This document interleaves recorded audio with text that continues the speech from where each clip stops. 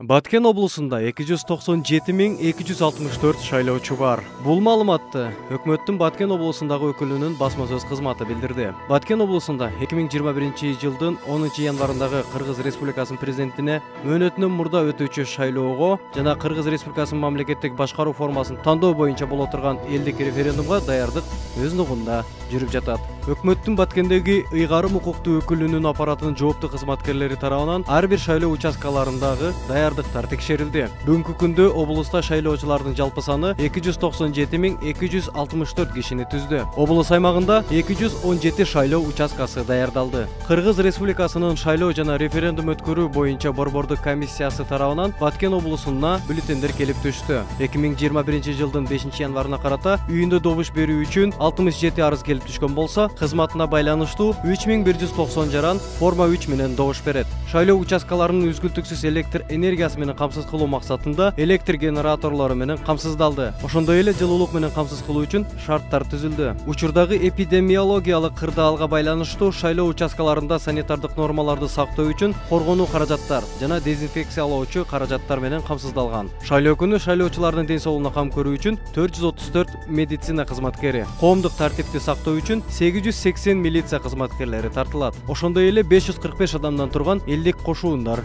уюштурулду. Салам медиа, Баткен.